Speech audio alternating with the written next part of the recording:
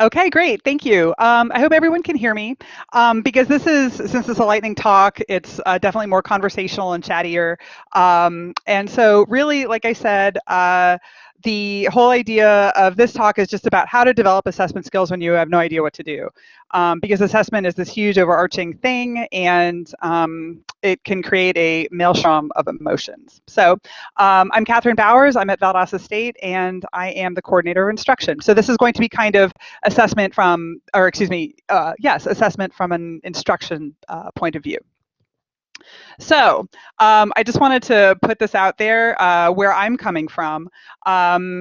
Assessment sounded really sketchy at first, and because I was a instructional librarian, I thought, oh well, I just have to, communicate the library and make sure students know how to use it because they're in school. Of course, they want to use it, which, as we all know, let's see, assumptions like that are kind of perilous for lots of different reasons. And I'm not good with numbers. I'm unfortunately one of the many Americans who have like a math phobia. And as you can see, I took 3 semesters of French to avoid 1 semester of statistics. I don't know if that was a bad choice, but it was a choice. And I do have teaching experience, and that was I came from kind of the TA school, which was like, here's your textbook, go. And so there wasn't always a lot of talk about learning outcomes and how to figure out if your students are learning and if your teaching is effective and how to develop different kinds of pedagogical practices or different kinds of learning modalities. So, and of course, so when you start somewhere, you have to figure out what assessment is. And assessment, if you've ever looked it up etymologically, is kind of it's very financially linked. It's about assessing value of land and property and livestock and so on, in the more orthodox sense of the word. But of course, we're using it today in a broader sense that can also mean, sort of an evaluation or to some extent a judgment. Sometimes it's competitive and sometimes it isn't. And the big thing for me in instruction is figuring out how students are learning. And that means how students are learning in the classroom, in instruction, how they're learning in their own classroom if it's embedded, how they're learning in the library, and so on. But I still wasn't really sure how to think about how to measure this. Luckily, most assessment plans have 4 or 5 points. Sometimes they have 3 points. And this really helps with the concept of cognitive load, which is one of the things I'm going to talk about is how to really sort of break down everything that you encounter in order to think about it in terms of assessing. Because there's all sorts of things that would be really helpful for everybody to know during library instruction, but if you can't remember it or you can't process it or understand it, it's not going to be of any use to the librarian who's doing the instruction or the student who is being subjected to a tsunami of information. So, so the big thing here so far is to really think about just to start thinking about like how to professionalize and how to think about what you're assessing. And I know everybody has already done this in their own experiences and so on. But what I was really thinking about is like, how can I bring, over the last several years, how can I bring what I already know about assessment with me into my professional experience and my professional practice? So there's all sorts of different types of, oh my goodness, terrible typo on my slide. I made a poor choice with that design. So I would assess this design pretty terribly because it's all over the place and it's poor use of color theory. And I only had 1 art class in college, so that's where I'm coming from with that. But Yelp, for example, is whenever you read a Yelp review, there's usually kind of the four elements people comment, which is service, space, flavor, and value. Sometimes there's cleanliness, which could be under service or space. But anyway, so these are the kinds of things like, and you can think about your library in terms of a Yelp review. And this is pretty simple. We all do assessments of our space and how it can be improved, what needs to be fixed, and so on. But the flavor, value, and service, service we know, value and flavor might be kind of strange, but there's kind of the quadrant of how things might have an impact. And of course, assessment also, when we're talking about assessment, is about can be considered a newish trend. If you look in some of the older library literature, there's hardly anything listed about assessment in terms of or beyond collection development, and that's an important thing to think about too, because that is, if aside from trends in assessment, the idea of assessment as a trend is an important change in the profession, an important change in librarianship. And we need to think about how all that ties into our guiding documents, whether it's public libraries, academic libraries, or special libraries, and so on. So another thing to think about is, whatever kind of hobbies or other types of things you might engage in, such as endurance sports or roller derby or anything else. For example, if you're doing a triathlon, you have, the different parts. You have the swim, bike, and run segments, and that could be sort of like the research, reading, and integration into writing and final product. And all of these feed into each other. You have to kind of train for each of them separately, but you put them together for a final product. And you have lots of different ways to assess. A triathlete could assess their performance in lots of different ways. The data of their performance, where they ranked, where they placed, and that part is not relevant to assessment, but for library stuff. But you do have numbers. You have the articles that you need to find, or the articles that students need to find for their class, and so on. What the goals are, and also how they experience the entire process, how they experience library instruction. Was it physically uncomfortable because there's something wrong with the space of the library? Do we need to incorporate more physical aspects of research, like going to a bookshelf or like using different apps and kind of thinking about things differently? And there's all sorts of other types of hidden disciplines in sports and physical hobbies, such as knowing how to read a compass or knowing how to transition between the segments of a sport. And so all of these things, we can kind of figure out how to transform them as metaphors. Let's see, the next one, that reads terribly. That's a picture of my dog. I thought I threw that in there. But when you're evaluating dogs, there's all sorts of things that to look at, such as appearance, gait, temperament, and their faults, like what could negatively assess them. And that sort of read to me sort of like a SWOT analysis, or the idea again of kind of genre. What is the type of thing that we're trying to look at? Let's see, Great British Baking Show. This is another thing where they talk about assessment constantly, and so they have all the specific types of things that they judge on for each of the challenges. If you're familiar with the show, how well is something baked? How is it? Does it look okay? What are the flavor combinations like? And also the adherence to the genre. Genre theory is kind of a little bit beyond assessment in this particular moment, for this particular talk anyway. But the thing that also stands out is on the Great British Baking Show, they have the assessment of a very specific thing in addition to like a broader concept of how well something was baked. And those are the types of things we can talk about in library instruction, is like, well, did you have a good research experience, and were you able to find government documents that reflected the economic impact of Brexit, for example. So just a few more minutes, and there's also information about assessing podcasts that looks a lot like the CRAP test. Also, the paramedics assessment, general EMT practice and paramedics, they have like just kind of a checklist. And that sort of reminds me of the older model of library instruction where you do have a checklist. And so again, it's good that our students are alive during library instruction, but level of responsiveness really does pop out as a particular thing that we could integrate into library instruction, and so on. But these other things could, kind of spill over and sort of inform how we think about this. There's also archaeology. And this is just a particular thing I saw this morning on a blog I like, but it's really about how to evaluate past assessments as ways, as directions for the future, maybe as benchmarks, and also as a way of thinking about how assessments. Are we assessing things? Because as we know, information has value. Who are we assessing this for? And who benefits from this? And how do we understand the topics that our administrators might want to know about that maybe we are not really comfortable assessing? Maybe we're not skilled at assessing these things. Maybe we don't even understand what they're looking at, because administration works with an entire alphabet of acronyms that we don't always know about until we're stuck in a meeting and we hear about them and then we have to frantically Google them. Um, so how to apply all this? Everybody has kind of their benchmark guiding star article at some point that they find. I know a lot of people really appreciate the work of Megan Oakley for when it comes to assessment, assessing the value of a library. One of the things that I found that made a major impact was Mia O'Brien's Navigating the Sodal Landscape, and it's about the scholarship of teaching and learning. And in this particular case, she uses, again, a 4-point compass model to ask the questions about students, teaching, learning, and the role of the teacher. And this is more generally for the idea of teaching and learning, but it's very, very relevant to anybody doing library instruction. And in fact, doing any kind of outreach at all. Like especially, how do I know if my teaching and my students' learning have been effective? And so you could easily plot out, how do I know if my outreach and my constituencies' impact have been effective?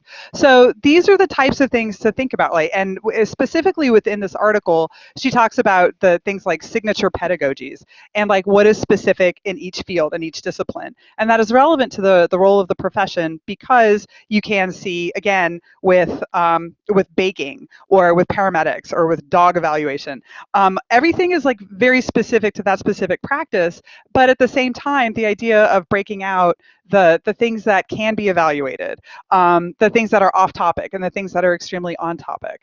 That also helps us look at the internal and external forces that help, sort of guide our profession in the day-to-day, and also look at some of the other major trends, like the idea of assessment as a thing that was not always part of the library world. Okay, just a little bit more. And one of the big topics that O'Brien uses, in addition to the idea of understanding who the students are, is also the idea of authenticity. And authenticity is another word that's been a little bit diluted because of overuse, but it ties into the idea for university libraries of high impact practices, authentic research experiences, experiential learning, and all of these things, and the idea of using authentic assessments. So for some people in an English lit class or other types of research, maybe the 1-minute paper is the best modality to assess, but maybe it's not. Maybe there are other types of assessments that could be used. And these are the types of things where we all have questions, like what is the best way to assess? What is the most authentic assessment?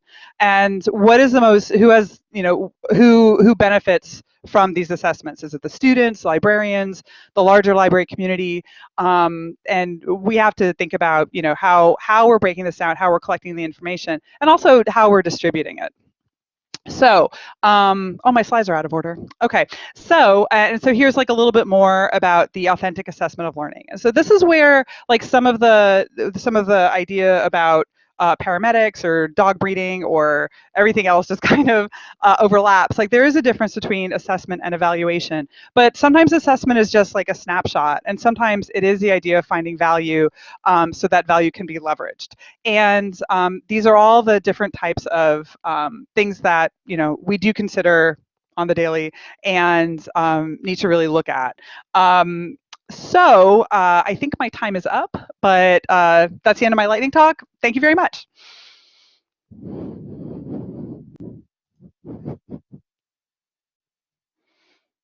This is Christina, just piping in really quick. I always think it's nice to make sure that everyone can ask questions if they have any. So virtual and physical attendees, if anyone has any questions, we can pause for a second before moving into our breakout sessions.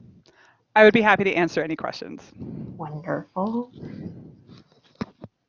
And you can, virtual attendees, please feel free to mic in or just chat in.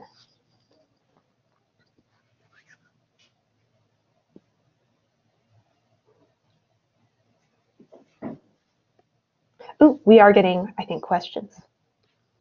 Oh, great.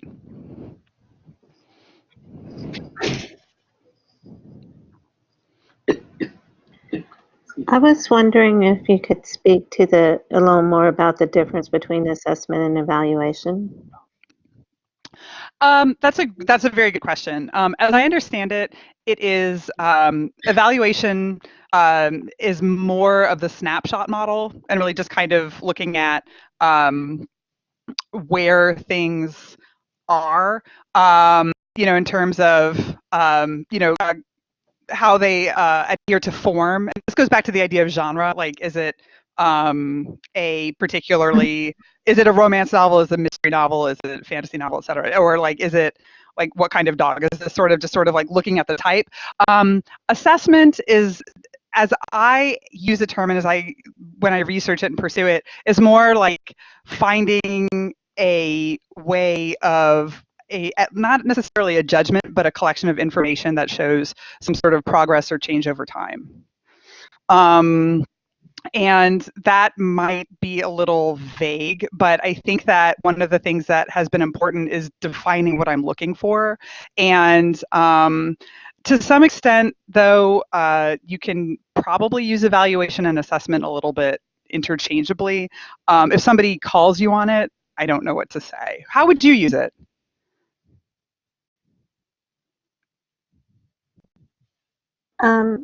I really don't know.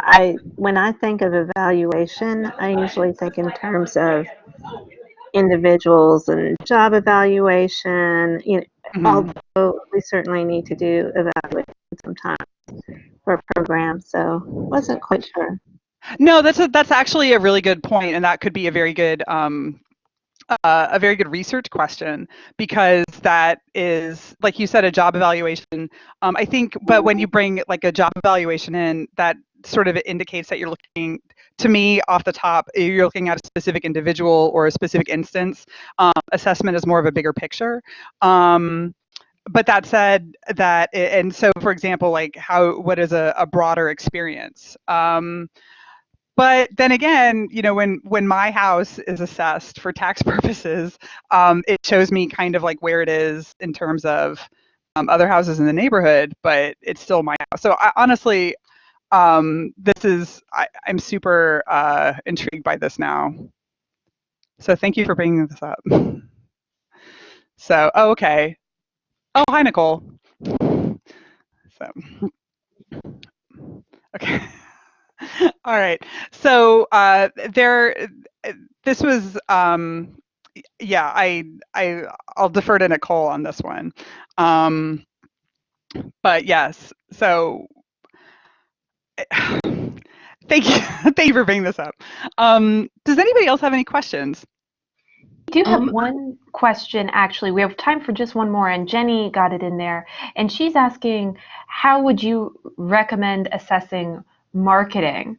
And I think this is a really interesting question. Can the techniques used for assessing learning also be applied to marketing, or vice versa?